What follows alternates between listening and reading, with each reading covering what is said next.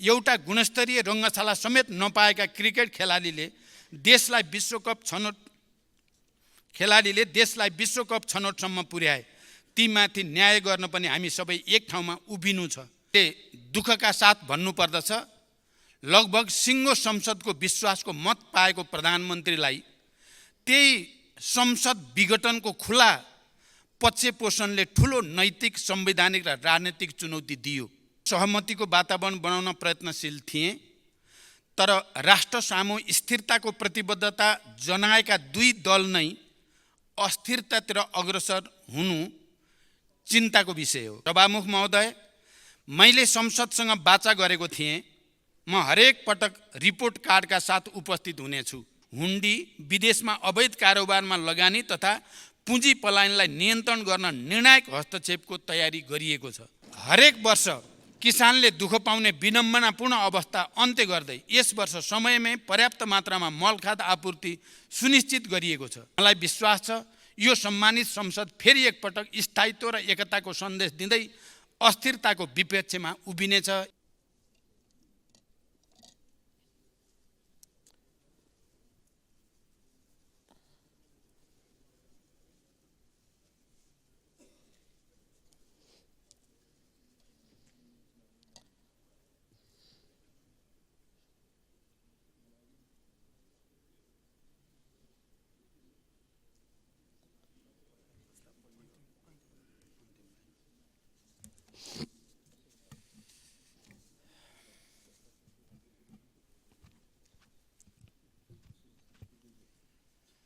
सम्मान्य सभामुख महोदय, सर्वप्रथम म लोकतान्त्रिक नेपालका महान शहीद, बेपत्ता र घाइते योद्धाहरूको त्याग, तपस्या र बलिदानप्रति हार्दिक श्रद्धासुमन व्यक्त गर्दै उहाँहरूका सपना र सङ्कल्प पुरा गर्न निरन्तर क्रियाशील रहने अठोट व्यक्त गर्दछु।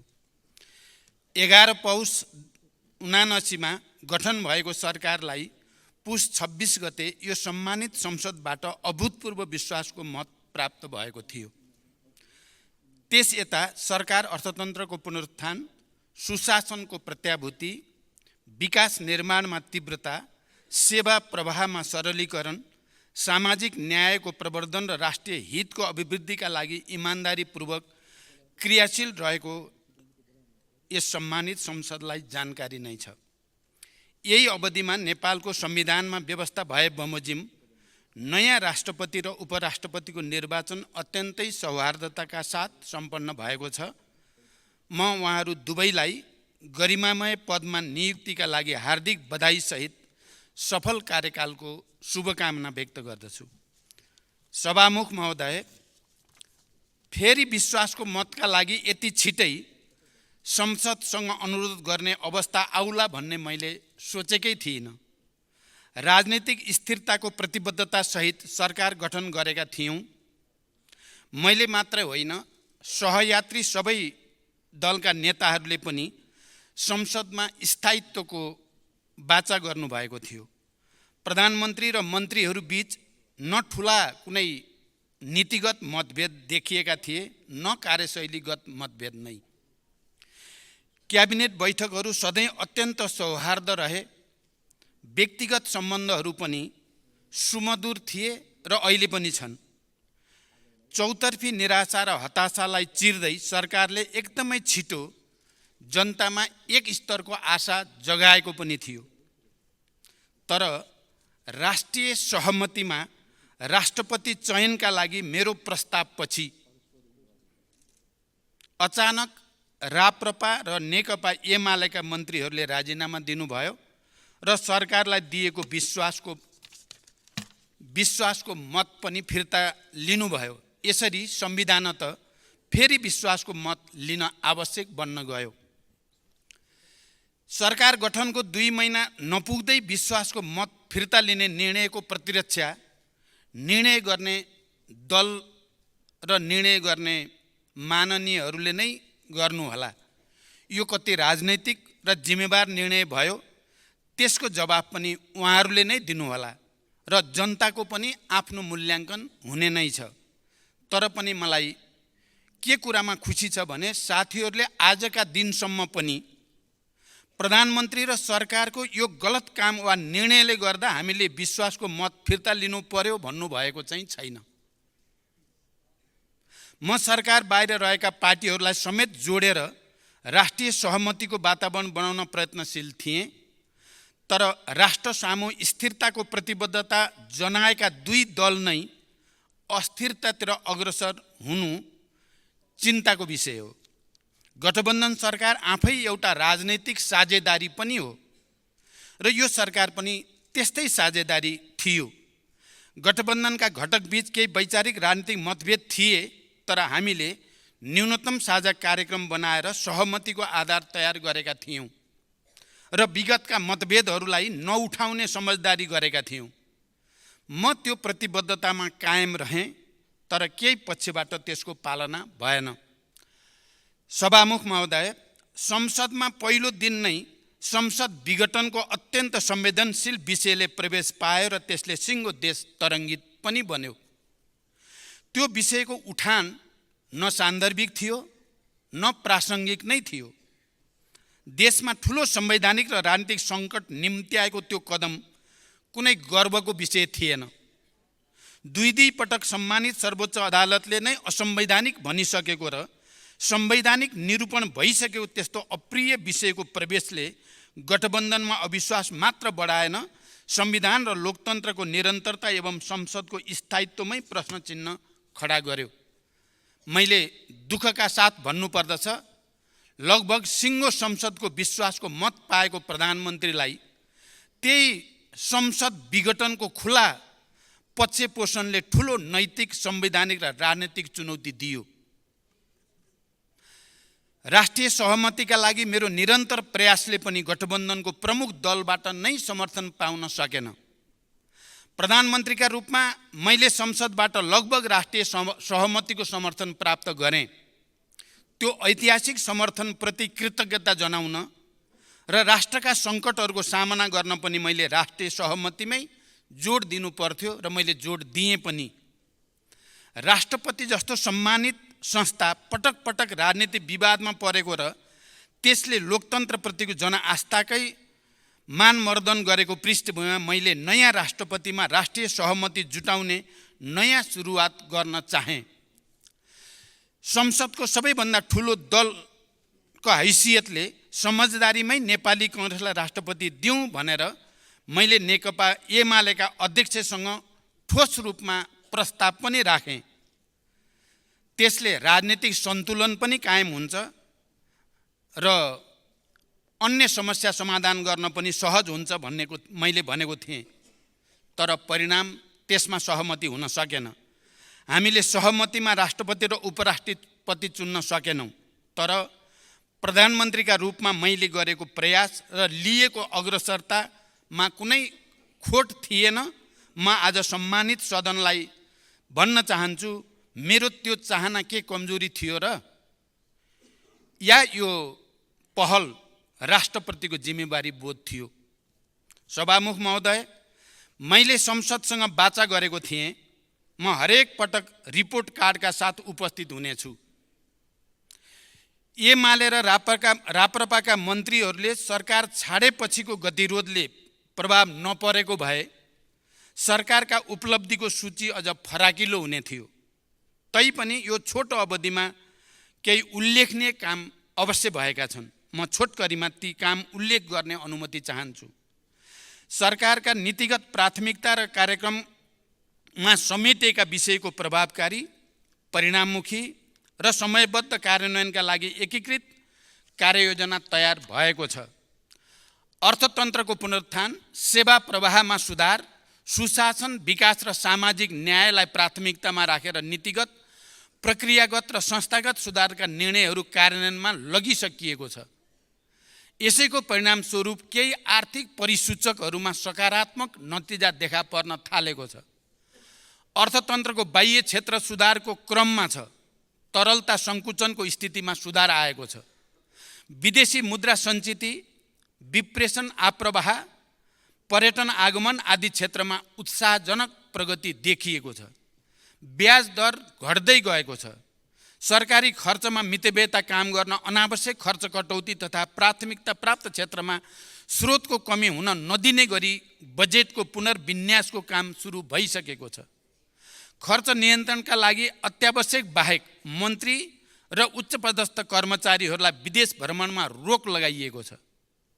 बढ्दो व्यापार घाटालाई नियन्त्रण गरी निकासी प्रवर्धन तथा आयात व्यवस्थापनका लागि नयाँ नेपाल व्यापार एकीकृत रणनीति कार्यान्वयनमा ल्याइएको छ। संसारभरिका हाम्रा कूटनीतिक र आर्थिक नियोगहरूलाई वैदेशिक लगानीका लागि परिचालनको सुरुवात गरिसकिएको छ। सम्भावित ठुला लगानीकर्तासँग प्रधानमन्त्रीकै तहमा अग्रसरताका लागि आवश्यक गृहकार्य भइरहेको छ। सार्वजनिक सेवामा गुणस्तर देखिने गरी सुधार गर्न सुरु गरिएको छ।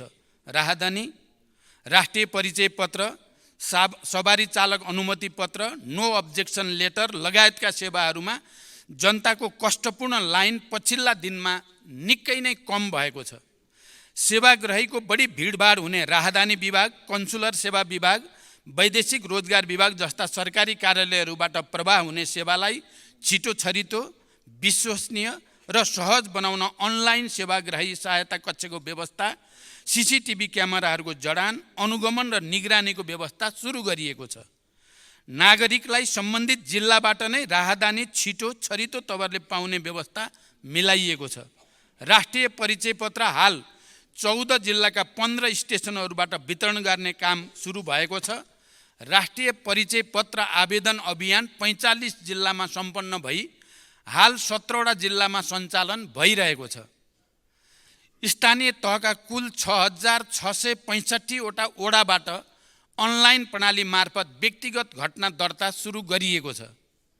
कोभिड महामारी, रुस युक्रेन युद्ध र विश्व अर्थतन्त्रको शिथिलता जस्ता बाह्य कारण र आन्तरिक संरचनागत समस्याका कारण सङ्कटग्रस्त अर्थतन्त्रमा देखा परेका समस्याहरूलाई समाधान गर्न सरकारद्वारा चालिएका कदमबाट केही क्षेत्रमा सकारात्मक नतिजा देखिएका छन्। तर पनि अर्थतन्त्रका संरचनागत र प्रणालीगत कमजोरी र नीतिगत त्रुटि सच्याउन अझै बाँकी छ। शोधान्तर समस्यालाई दिगो रूपमा समाधान गर्न आन्तरिक उत्पादन वृद्धिको विकल्प छैन। त्यसका लागि अल्पकालीन र मध्यकालीन कदम चालिँदैछ। कृषि, पशुपन्छी पालन र वन्यजन्तु उत्पादन सम्बन्धी हालका कार्यक्रमहरूको पुनर्संरचना र नयाँ कार्यक्रम कार्यान्वयनमा लगिँदैछ। लघु, साना, मझौला र ठुला उद्योगहरूको पूर्ण क्षमतामा सञ्चालन, लागत न्यूनीकरण र बजारीकरणमा सहयोग गरी औद्योगिक उत्पादन वृद्धिलाई प्रोत्साहन गरिँदैछ र पर्यटकको सङ्ख्या, बसाइ र खर्च बढाउन विशेष कार्यक्रम ल्याइएको छ। हाम्रो युवा जनसङ्ख्याबाट जनसाङ्ख्यिक लाभ लिन मुलुकभित्रै रोजगारीको व्यवस्थाका लागि हाल सञ्चालनमा रहेका रोजगारी सम्बन्धी संस्था, आयोजना तथा कार्यक्रमहरूलाई एकीकरण र पुनर्संरचना गरी नतिजामुखी बनाउने पहल गरिएको छ। वैदेशिक रोजगारीमा रहेका नेपाली नागरिकहरूको सुरक्षा, पारिश्रमिकको सुनिश्चितता, सङ्कटमा पर्दा तत्काल उद्धार सरकारको प्राथमिकतामा छ। तस्करी, न्यून विकेन्द्रीकरण, राजस्व छली, हुन्डी, विदेशमा अवैध कारोबारमा लगानी तथा पुँजी पलायनलाई नियन्त्रण गर्न निर्णायक हस्तक्षेपको तयारी गरिएको छ। औपचारिक माध्यमबाट रेमिटेन्स पठाउने नागरिकलाई थप प्रोत्साहन दिइँदैछ। गत आर्थिक वर्षमा झन्डै 3 खरब बराबरको शोधान्तर घाटा र पुँजीगत खर्चमा न्यूनताले वित्तीय प्रणालीमा तरलता अभाव, उच्च ब्याजदर र कर्जा अभाव जस्ता समस्या जन्माए। अब शोधान्तर सकारात्मक भएसँगै तरलता र ब्याजदरमा पनि क्रमिक सुधार देखिएको छ। सहकारी संस्थाहरूका विकृति र विसङ्गतिको दीर्घकालीन समाधानका लागि तत्काल उच्चस्तरीय अध्ययन समिति गठन गरिँदैछ। समग्र लघुवित्त क्षेत्रमा नियममा सुधारका लागि नेपाल राष्ट्र ब्याङ्कले चाल्ने आवश्यक कदममा सरकारले सहयोग गर्दैछ। लक्ष्यभन्दा माथि पुगेको मुद्रास्फीति दर घटाउन सरकारले यसबीचमा चालेका कदमहरूका कारण आगामी दिनमा मूल्य वृद्धिको ठुलो चाप भोग्न नपर्ने विश्वास म यो सम्मानित संसदलाई दिलाउन चाहन्छु। निजी क्षेत्रसँगको सहकार्यमा अर्थतन्त्रमा देखिएका समस्याहरू समाधान गर्दै चुनौतीको सामना गर्न सरकार दृढ प्रतिबद्ध छ। निजी क्षेत्रको विश्वास र साझेदारी बिना समृद्धिको लक्ष्यमा अपेक्षित सफलता हासिल गर्न सकिन्न भन्नेमा म प्रष्ट छु र मैले पहिलो क्याबिनेटदेखि नै यो विषयमा जोड दिँदै आएको छु। त्यसका लागि नीतिगत र व्यवहारिक सुधारका लागि पनि सरकार प्रतिबद्ध छ। सभामुख महोदय, विगतमा पटक पटक अध्यादेश जारी गर्ने, फिर्ता गर्ने, फेरि जारी गर्ने, तर त्यसलाई संसदबाट स्वीकृत भने नगर्ने गलत शैलीका कारण संवैधानिक परिषदको बैठक बोलाउने र निर्णय गर्ने सम्बन्धमा कानुनी शून्यताको अवस्था छ। सोही कारणले देशको न्यायपालिकाको नेतृत्व र अन्य महत्त्वपूर्ण संवैधानिक नियुक्तिहरू हुन सकेका छैनन्। यो शून्यता पूर्ण सरकारले संवैधानिक परिषद, काम कर्तव्य अधिकार र कार्यविधि सम्बन्धी पहिलो संशोधन ऐन 2079 सम्बन्धी विधेयक सङ्घीय संसदमा पेश गरिसकेको छ। साथै सम्पत्ति शुद्धिकरण, निवारण तथा व्यावसायिक वातावरण प्रवर्धन सम्बन्धी ऐनमा समसामयिक संशोधन गर्न बनेको विधेयक पनि पेश भइसकेको छ। यसैगरी नेपालको संविधानको धारा 53 तथा सुशासन व्यवस्था तथा सञ्चालन ऐन 2064 बमोजिम नेपाल सरकारको आर्थिक वर्ष 78-79 को प्रतिवेदन तयार गरी सम्माननीय राष्ट्रपति समक्ष पेश गरिसकिएको छ। ऐतिहासिक विस्तृत शान्ति सम्झौता र नेपालको आन्तरिक संविधानको मर्म बमोजिम 71 सालमै ऐन जारी भयो। बेपत्ता पारेका व्यक्तिको छानबिन सम्बन्धी र सत्य निरूपण तथा मेलमिलाप सम्बन्धी दुईटा अलग अलग आयोग सोही वर्ष गठन पनि भए। तर विविध कारणले अहिलेसम्म शान्ति प्रक्रियालाई तार्किक निष्कर्षमा पुर्याउने काम भने पुरा भएको छैन। वर्तमान सरकार अविलम्ब यो प्रक्रिया टुङ्ग्याउन चाहन्छ। सोही अनुरूप अन्तर्राष्ट्रिय मानवाधिकार तथा मानवीय कानुन, सङ्क्रमणकालीन न्यायका मान्य सिद्धान्त, पीडित तथा सरकारवालाबाट प्राप्त सुझाव र सम्मानित सर्वोच्च अदालतको आदेश समेतका आधारमा सरकारले बेपत्ता पारेका व्यक्तिको छानबिन, सत्य निरूपण तथा मेलमिलाप ऐन 2071 लाई संशोधन गर्न बनेको विधेयक तयार गरी सम्मानित संसदमा पेश गरिसकेको छ। यो कुनै दल विशेषको मुद्दा वा सरकारको विषय नभई देशले समाधान गर्नुपर्ने राष्ट्रिय विषय हो। शान्ति प्रक्रियाका बाँकी काम र सङ्क्रमणकालीन न्यायलाई चाँडै टुङ्ग्याउने विषयलाई सरकारले उच्च प्राथमिकतामा राखेको छ। सभामुख महोदय, सरकार नेपालको विकासको नयाँ मोडेलको तयारीमा छ, किनकि हालसम्मका योजनाबद्ध विकासका प्रयासबाट भौतिक पूर्वाधार निर्माण, शिक्षा, स्वास्थ्य, लैङ्गिक समानता, समावेशिता जस्ता क्षेत्रमा उपलब्धि हासिल भए पनि उत्पादन र रोजगारीको क्षेत्रमा हाम्रो प्रगति निराशाजनक छ। संविधानले समाजवाद उन्मुख आर्थिक प्रणाली निर्माणको परिकल्पना गरे पनि हाम्रा नीति र कार्यक्रमहरूमा ठुलो विरोधाभास छ। पूर्वाधारको व्यवस्थाबाट विकासको ढोका खोल्ने, त्यस्ता सुविधा पुगेका ठाउँमा उद्योगहरू खुल्ने, कृषिको आधुनिकीकरण हुने र त्यसबाट समग्र उत्पादन तथा रोजगारी बढ्ने विश्वास गरिन्छ। तर हामीले त्यस्ता पूर्वाधार पुर्याएका गाउँहरू बचाइसकेका कारण त्यस्ता पूर्वाधार पुर्याइएका गाउँहरू बसाइसराएका कारण रित्तिँदै गएका छन्। खेतीयोग्य जमिन बाँझो हुँदै जान थालेका छन् र युवाहरू रोजगारीको लागि विदेशी क्रम घटेको छैन।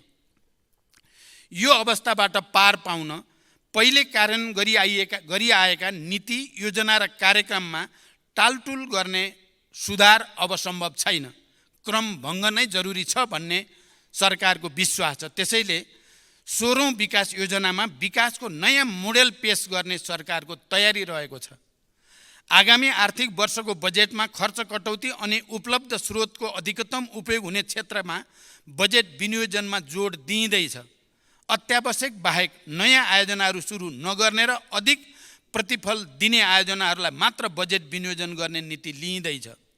उत्पादन र रोजगारीको क्षेत्रमा केही थप कार्यक्रम अघि बढाइँदैछ। पुँजीगत खर्च कम हुने र सम्पन्न भएका कामको पनि गुणस्तर न्यून हुने रोग निराकरण गर्न आगामी आर्थिक वर्षमा संरचनागत र प्रणालीगत सुधार गरिँदैछ। यस कदमबाट बजेटको आकार सानो भए पनि आगामी वर्ष पुँजी निर्माण र आर्थिक क्रियाकलापमा वृद्धि गर्ने कार्यमा उल्लेखनीय प्रगति हासिल हुनेछ र त्यसपछिका वर्षहरूमा उच्च आर्थिक वृद्धिको आधार तयार हुनेछ भन्ने हाम्रो विश्वास छ। सभामुख महोदय, सबै सरकारी सेवाहरूको लागत र समय पनि घटाएर अनलाइन प्रणालीबाटै सबै सेवा चुस्त र सहज रूपमा उपलब्ध गराउन आवश्यक काम भइरहेका छन्। हेलो सरकारलाई थप प्रभावकारी बनाइएको छ र त्यसलाई आगामी दिनमा स्थानीय तहसम्म विस्तार गरिनेछ। नागरिकता सम्बन्धी ऐन, सङ्घीय निजामती ऐन, सङ्घीय शिक्षा ऐनको विधेयकलाई यथाशीघ्र अन्तिम रूप दिई संसद समक्ष पेश गर्न सरकारले यस सम्बन्धी प्राविधिक कामहरू सदनताका साथ अगाडि बढाइरहेको छ। निजामती लगायत सबै राष्ट्र सेवकहरूको मनोबल उच्च राख्न सरकारले आफ्नो क्षमताले भ्याएसम्म सेवा सुविधा बढाउँदै लैजाने नीति लिएको छ। यस क्रममा उच्चस्तरीय तलब सुधार आयोगले पेश गरेको अध्ययन प्रतिवेदनले औँल्याएका विषयहरूलाई कार्यान्वयनमा ल्याउन प्रधानमन्त्री तथा मन्त्री परिषदको कार्यालयका सचिवको संयोजकत्वमा 7 सदस्यीय कार्यान्वयन सहजीकरण समिति गठन भएको छ। अत्यावश्यक सेवा प्रदान गर्ने कार्यालयहरूमा कतिपय सार्वजनिक बिदाका दिनहरूमा समेत कार्यालय खोल्ने गरी विक्रम सम्वत 2080 सालमा दिइने सार्वजनिक बिदा तथा कार्यालय समय निर्धारण गरिएको छ। निजामती प्रशासन, सुरक्षा निकाय लगायत सार्वजनिक प्रशासनलाई कम खर्चिलो, चुस्त, जवाबदेही र सक्षम बनाउन एवं 3 तहका सरकारहरू बीचको सम्बन्धलाई संविधानको मर्म र भावना अनुरूप ठिक ढङ्गबाट अघि बढाएर सङ्घीयता कार्यान्वयनमा सहजीकरण गर्ने सम्बन्धमा सुझाव पेश गर्न सरकारले उच्चस्तरीय प्रशासन पुनर्संरचना आयोग गठन गर्दैछ। त्यसलाई मर्यादित एवं व्यवस्थित बनाउन अन्य देशका अभ्यास समेतको अध्ययन गरी सुझाव सहितको प्रतिवेदन पेश गर्न गृह मन्त्रालयका सचिवको संयोजकत्वमा एक उच्चस्तरीय समिति गठन गरिएको छ।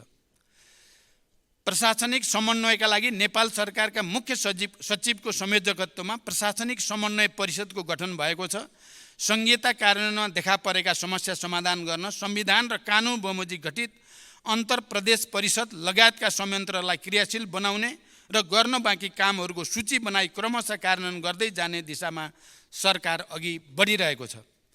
संविधानको अनुसूचीमा रहेका 3वटै तहका सरकारको कार्यसूचीलाई परिभाषित गर्ने क्रममा विगतमा तयार गरिएका कार्य विस्तृतीकरण प्रतिवेदनलाई पुनरावलोकन र आवश्यक परिमार्जन गरी 3 तहको सरकारका बीचमा रहेको काम तथा जिम्मेवारीको दोहोरोपन र अन्य दुविधाजनक विषयलाई थप स्पष्ट गरिँदैछ। सभामुख महोदय, नेपाल सरकार, प्रदेश सरकार र स्थानीय तहबीच प्राकृतिक स्रोतको रोयल्टी बाँडफाँड स्वीकृत गरिएको छ। विकास आयोजना तथा सार्वजनिक निर्माणमा अत्यावश्यक प्राकृतिक स्रोत साधन, ढुङ्गा, गिटी, बालुवा आदिको आपूर्तिमा देखेका समस्या समाधान गर्न अनावश्यक दोहन नियन्त्रण गरी दिगो र वातावरण मैत्री हुने गरी उत्खनन र बिक्री वितरण गर्न सहयोग पुर्याउने ढुङ्गा, गिटी, बालुवा उत्खनन, बिक्री तथा व्यवस्थापन सम्बन्धी दोस्रो संशोधन मापदण्ड 79 कार्यान्वयनमा ल्याइएको छ।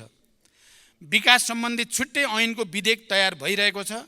राष्ट्रिय गौरव लगायतका ठुला परियोजनाहरूको निर्माणलाई निर्धारित लागत, गुणस्तर र समयमै सम्पन्न गर्न बजेट र जनशक्ति अभाव नहुने गरी आवश्यक व्यवस्था मिलाइएको छ। त्यस्ता आयोजनाहरूको स्थलगत अनुगमनलाई तीव्रता दिँदै प्रधानमन्त्री तथा मन्त्री परिषदको कार्यालयबाट आवश्यक निर्देशन, समन्वय र सहजीकरण पनि भइरहेको छ।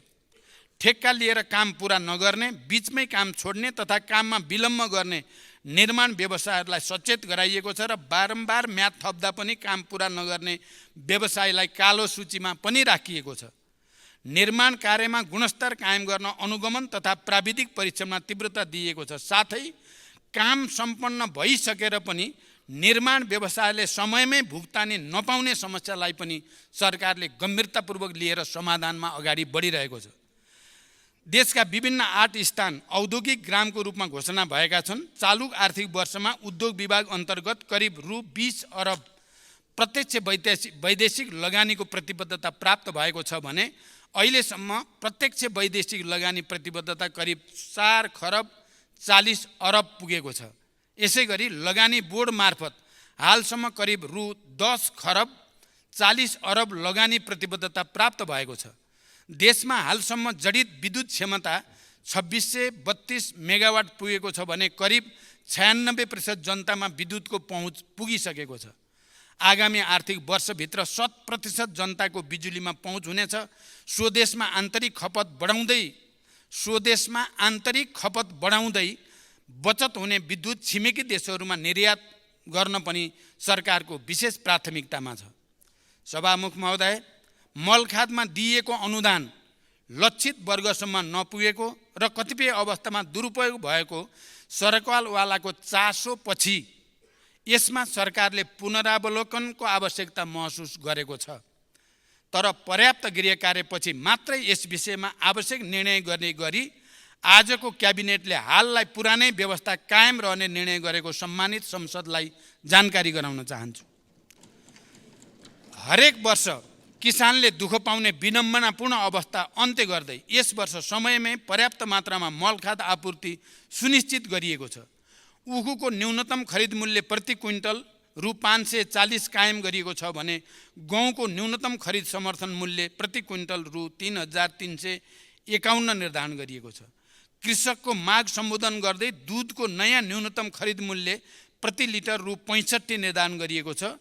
बर्ड फ्लू रोग नियन्त्रणका क्रममा नष्ट गरिएका वस्तुहरूको क्षतिपूर्ति स्वरूप कृषकहरूलाई राहत प्रदान गरिएको छ। भूमिको वैज्ञानिक व्यवस्थापन र सुकुम्बासीहरूको समस्या समाधानका लागि अहिले भइरहेका प्रयासहरूले छिटै परिणाम दिने विश्वास हामीले लिएका छौँ।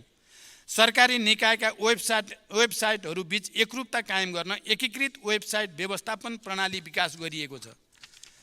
सार्वजनिक सेवा प्रवाह गर्ने सरकारी कार्यालयहरू बीच अन्तर आबद्धता सुरु भएको छ। आगामी शैक्षिक सत्र अगावै विद्यार्थीलाई पाठ्यपुस्तक उपलब्ध गराउने विषयलाई सरकारले उच्च प्राथमिकतामा राखेको छ।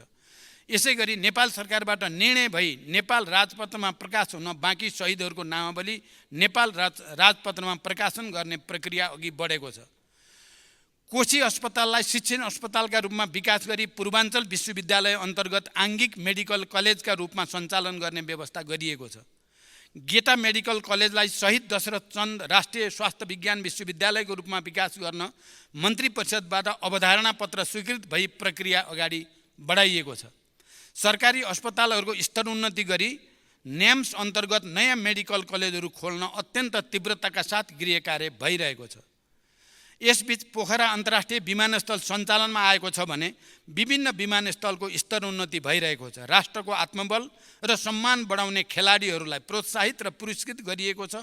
रङ्गशाला निर्माणलाई पनि गति दिइएको छ। वैदेशिक रोजगारीमा जान चाहने श्रमिकहरूले अनलाइन माध्यमबाटै श्रम अनुमतिका लागि आवेदन गर्न सक्ने तथा उनीहरूलाई अनलाइन माध्यमबाटै श्रम स्वीकृति दिने प्रणाली सञ्चालनमा आएको छ। रोजगारदाता कम्पनी र श्रमिक बीच भएको कार्य सम्झौताको आधारमा पुरै कार्य अवधिको लागि कार्य अनुमति दिने व्यवस्था कार्यान्वयनमा ल्याइएको छ। वैदेशिक रोजगारीमा रहेका श्रमिकहरूले श्रम अनुमतिको अवधि समाप्त भएपछि नेपाल नआइकनै सम्बन्धित देशमा नेपाली राजदूतावासहरूबाट नै पुनः श्रम स्वीकृति लिन सक्ने व्यवस्था प्रारम्भ गरिएको छ र यो व्यवस्थाबाट लाखौँ नेपालीहरू लाभान्वित हुने विश्वास लिएको छ। स्वदेशी औपचारिक तथा अनौपचारिक एवं स्वरोजगारका क्षेत्रमा संलग्न र वैदेशिक रोजगारमा गएका व्यक्तिहरूलाई समेत सामाजिक सुरक्षा कोषमा आबद्ध गराउने प्रक्रिया सुरु भएको छ। आर्थिक वर्षको माघ मसान्तसम्म कुल रु 690 अरब विप्रेषण आप्रवाह भएको छ। यस अवधिमा छिमेकी मुलुक लगायत सबै मित्र राष्ट्रहरूसँग पारस्परिक समानताको आधारमा असल र मैत्रीपूर्ण सम्बन्ध कायम गर्न जोड दिइएको छ। कतारको दोहामा सम्पन्न अति कम विकसित मुलुकहरू सम्बन्धी 5औं संयुक्त राष्ट्रसङ्घीय सम्मेलनमा सहभागी भई नेपालले आफ्नो धारणा प्रस्तुत गरेको छ। त्यस क्रममा अति कम विकसित मुलुकबाट स्तरोन्नति हुँदा नेपाल लगायत अति कम विकसित देशहरूको राष्ट्रिय अर्थतन्त्रमा पर्न सक्ने असरलाई न्यूनीकरण गर्न अन्तर्राष्ट्रिय समुदायले उपलब्ध गराउनुपर्ने आर्थिक र प्राविधिक सहयोगका विषयमा ध्यानाकर्षण गरिएको छ। सभामुख महोदय, महिला सशक्तिकरण तथा युवा रोजगारी र उद्यमशीलता विकासका लागि विभिन्न कार्यक्रमहरू कार्यान्वयनमा ल्याइएका छन्। सामाजिक न्याय र समावेशी विकासका कार्यहरूले गति लिन थालेका छन्। विपन्न, पिछडा वर्ग, लोपोन्मुख जाति र सीमान्तकृत समुदायको संरक्षण र विकासका लागि लक्षित कार्यक्रमहरू सञ्चालन गरिएको छ। यसबीचमा विश्व ब्याङ्कबाट विद्यालय क्षेत्र रूपान्तरणको लागि 120 मिलियन अमेरिकी डलर बराबरको सहुलियतपूर्ण ऋण स्वीकार गर्न सैद्धान्तिक सहमति दिइएको छ। नेपाल स्थानीय पूर्वाधार सहयोग कार्यक्रमका लागि बेलायत सरकारबाट करिब 14 अरब 31 करोड अनुदान सहायता उपलब्ध हुने भएको छ। नेपाल गुणस्तरीय स्वास्थ्य सेवा प्रणाली कार्यक्रमको लागि विश्व ब्याङ्कबाट 100 मिलियन अमेरिकी डलर सहुलियतपूर्ण ऋण तथा 3.84 मिलियन अमेरिकी डलर अनुदान सहायता स्वीकार गर्न सैद्धान्तिक स्वीकृति दिइएको छ। यी तथ्यहरूले मेरो नेतृत्वको सरकारले छोटो समयमा पनि राज्यका निर्देशक सिद्धान्त, नीति तथा दायित्वहरूको कार्यान्वयन, सार्वजनिक सेवामा नागरिकहरूलाई सरल र सहज पहुँचको सुनिश्चितता तथा समग्र शासकीय सुधारका दिशामा चालिएका महत्त्वपूर्ण कदमलाई आँकडाबाटै पुष्टि गर्दछन्। आगामी दिनमा पनि जनताको हित र राष्ट्रको समृद्धिका लागि सरकार निरन्तर समर्पित र क्रियाशील हुनेछ भन्ने प्रतिबद्धतासहित मलाई विश्वासको मत दिनुहुन सबै मान्य सदस्यहरूलाई हार्दिक अनुरोध गर्दछु। नागरिकको विकास, समृद्धि र सुशासनप्रतिको उच्च अपेक्षालाई पुरा गर्न आगामी दिनमा थप निष्ठा र समर्पण भावका साथ काम गर्ने अठोट पनि म यस सन्दर्भमा व्यक्त गर्न चाहन्छु। सभामुख महोदय, मैले यसअघि पनि संसदमा भनेको छु, आज पनि दोहोऱ्याउन चाहन्छु। राष्ट्रका सङ्कट र सम्भावना दुवैले राष्ट्रिय सहमतिको माग गरेका छन्। राजनैतिक नेतृत्व र सार्वजनिक प्रशासकहरूमा विकास मैत्री, सेवाग्राही मैत्री र लगानी मैत्री मानसिकता तयार गर्नु छ। लाखौँ युवालाई स्वदेशमै रोजगारी सृजना गरी सम्मानित जीवन दिन राष्ट्रले साझा सङ्कल्प लिन जरुरी छ। एउटा गुणस्तरीय रङ्गशाला समेत नपाएका क्रिकेट खेलाडीले देशलाई विश्वकप छनौटसम्म पुर्याए। तीमाथि न्याय गर्न पनि हामी सबै एक ठाउँमा उभिनु छ। आर्थिक सङ्कटको सामना गर्न हामीसँग राष्ट्रिय सहमतिको विकल्प छैन। निरपेक्ष गरिबीमा रहेका 50 लाख नेपालीलाई त्यहाँबाट निकाल्न सबै दल एक ठाउँमा उभिन जरुरी छ।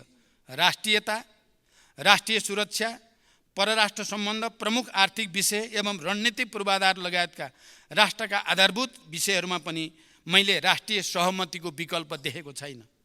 राष्ट्रिय स्वाधीनता, राष्ट्रिय हित र स्वाभिमानलाई उच्च प्राथमिकता दिँदै छिमेकी र बाँकी विश्वसँग असंलग्न परराष्ट्र नीति अन्तर्गत आत्मसम्मानपूर्ण सम्बन्धका लागि राष्ट्र एकताबद्ध हुनु छ। शान्ति प्रक्रियालाई निष्कर्षमा पुर्याउन पनि मैले आम सहमति अनिवार्य देखेको छु। सरकार सञ्चालन र राजनीतिको तदर्थ शैलीले मात्रै राष्ट्रका आजका आवश्यकतालाई सम्बोधन गर्ने सक्ने अवस्थामा हामी छैनौँ।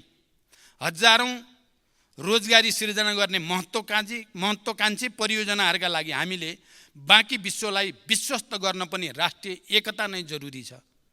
देशलाई आकर्षक लगानीको गन्तव्य बनाउन नसकेसम्म हामीले ठुलो आर्थिक रूपान्तरणको अपेक्षा गर्न सक्दैनौँ।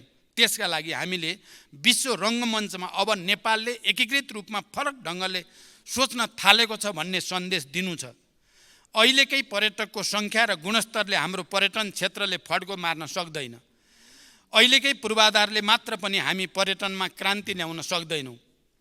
हामीले आर्थिक क्रान्ति गर्नु छ जसले देशमा सकारात्मक आर्थिक कायापलट गरोस्। यो कसैको एकल नायकत्वमा सम्भव छैन। राष्ट्रको निर्माण कुनै अमुक नेता वा पार्टीको एकाधिकार वा क्षमताको विषय पनि होइन। यो संसदमा हामी बीच असहमतिका जति विषय होलान् सोभन्दा धेरै सहमतिका विषय छन्। यो संविधान हाम्रा साझा सङ्घर्षहरूको परिणाम हो। हामी सबैलाई हाम्रो राष्ट्र र हाम्रा लोकतान्त्रिक संस्थाहरूप्रति गर्व छ। हामी सबै राष्ट्र र नागरिकको जीवन बदल्ने सङ्कल्पका साथ राजनीतिमा छौँ। अहिले देशको सार्वजनिक बहसको स्तर अलिकति खस्केको छ। समाधान होइन दोषारोपणमा रमाउने प्रवृत्ति देखिँदैछ। एक थरी अराजक तत्त्वहरूले आफ्ना गुफाबाट निस्केर नयाँ समस्या पैदा गर्ने प्रयास पनि देखिएका छन्। जनतामा भ्रम सिर्जना गर्ने र लोकतान्त्रिक संस्थाहरू विरुद्ध मोहभङ्ग गराउने प्रयास पनि यदाकदा देखिने गरेका छन्। देशको आर्थिक प्रणाली नै अवरुद्ध पार्ने सम्मका कोसिस पनि हुन थालेका छन्। यस्तो बेला पनि हामी विभाजित भयौँ भने हामीले इतिहासलाई के जवाब दिन्छौँ? म सिङ्गो सदनलाई र विशेष गरी नेकपा एमाले र राप्रपालाई पनि आफ्नो निर्णयमा पुनर्विचार गर्न, राष्ट्रिय सहमतिका लागि सरकारलाई विश्वासको मत दिन विशेष आग्रह गर्न चाहन्छु। मलाई विश्वास छ यो सम्मानित संसद फेरि एकपटक स्थायित्व र एकताको सन्देश दिँदै अस्थिरताको विपक्षमा उभिनेछ। यही विश्वाससहित बिदा हुन्छु। धन्यवाद।